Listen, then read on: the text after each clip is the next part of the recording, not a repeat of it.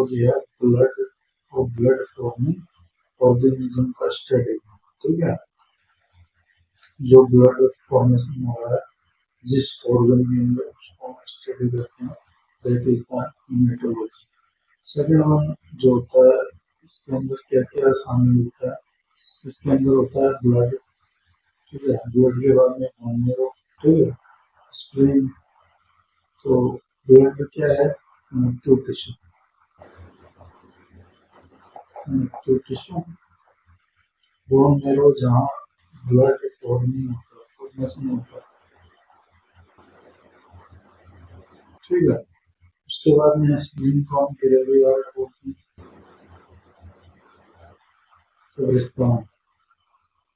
Lymphatic system, part two, lymphatic system, blood anatomy, blood क्या है, what is the basic जो भी है स्पेसिफाइड कनेक्टिव टिश्यू, ब्लड क्या है, कनेक्टिव टिश्यू है स्पेसिफाइड, ठीक है, कंपोनेंट प्लाज्मा, आरबीसी, डब्ल्यूबीसी, ठीक है। इसके अंदर जो कंपोनेंट होते हैं वो प्लाज्मा होता है, आरबीसी होता है, डब्ल्यूबीसी होता है, प्लेटलेट।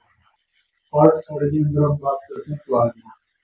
तो प्लाज्मा को हम कैसे एक्सप्लेन कर सकते हैं, तो प्लाज्मा जो होती है ब्लड लिक्विड पार्ट होता है, अप्रोक्सीमेटली 55% जो ब्लड होता है उसके अंदर जो 100% है तो 55% जो है उसके अंदर प्लाज्मा होता है।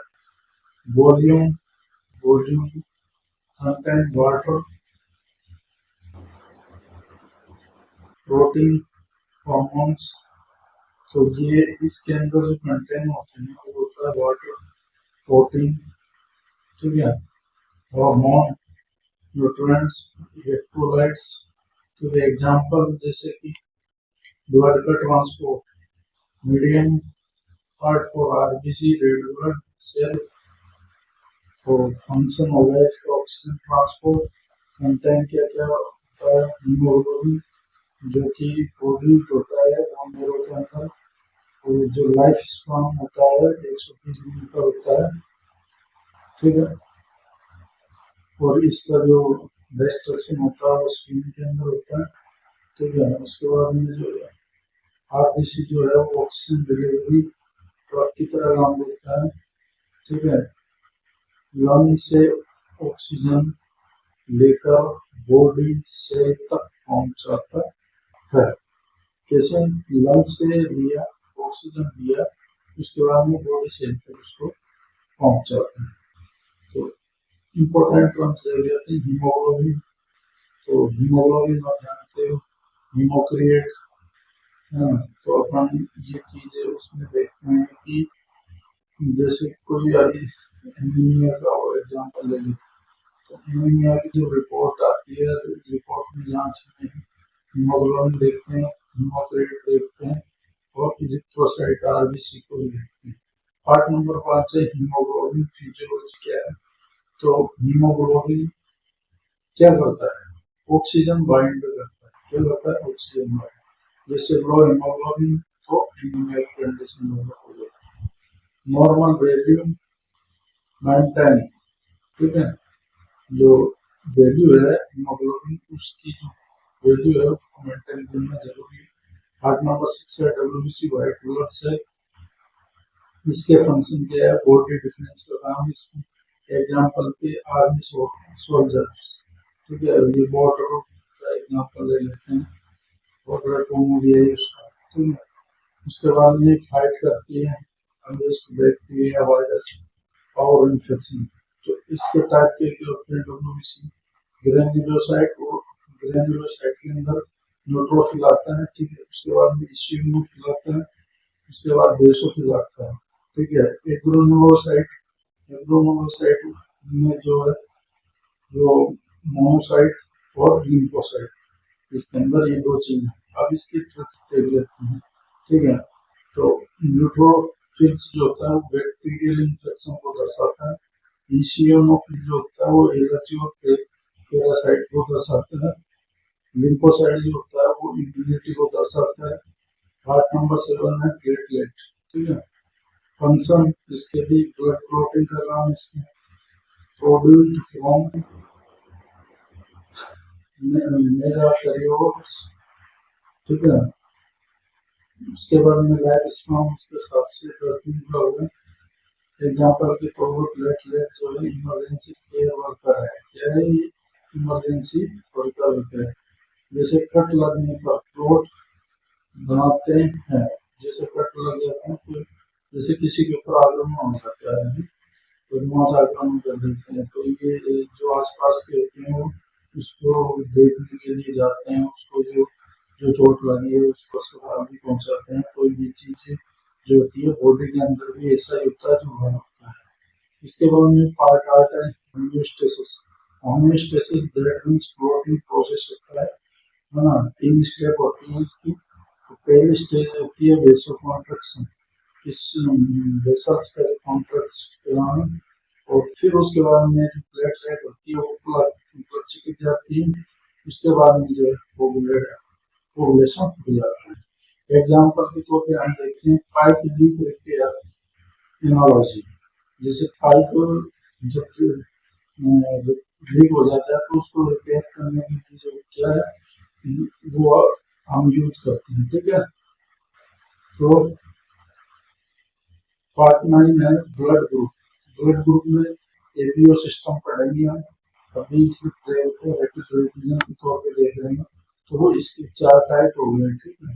4 टाइप हो गए, ए हो गया, बी हो गया, बी हो गया, वो हो गया, ठीक है। उसके बाद में R H factor, positive negative. ये इंपॉर्टेंट वन लाइन वाला क्वेश्चन होता है। ये क्वेश्चन हमेशा पूछा जाता है एग्जाम में। तो यूनिवर्सल डोनर जो होता है वो होता है नेगेटिव, जो होता है और यूनिवर्सल रेसिपिएंट होता है वो ए बी पॉजिटिव होता है, ठीक है। ये माइनस, ये प्लस, ये minus.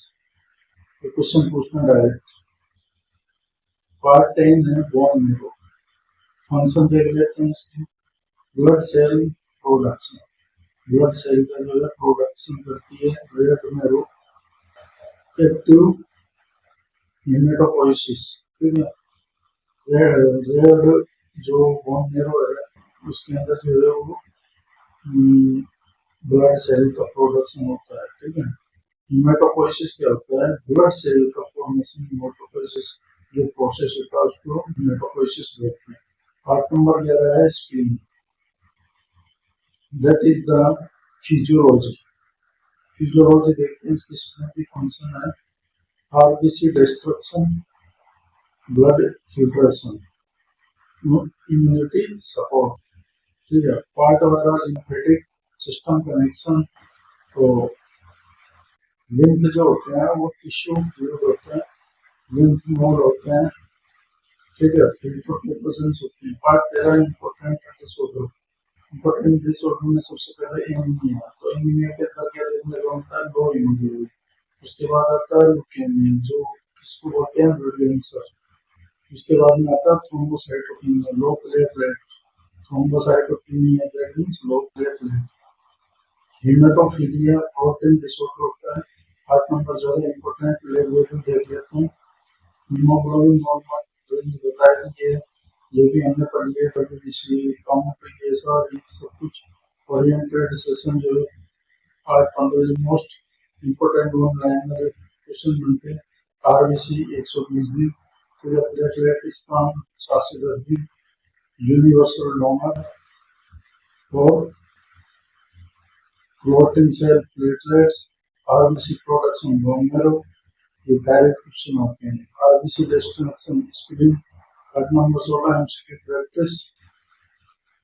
Example function oxygen carrying pigment, ठीक है। हीमोग्लोबिन।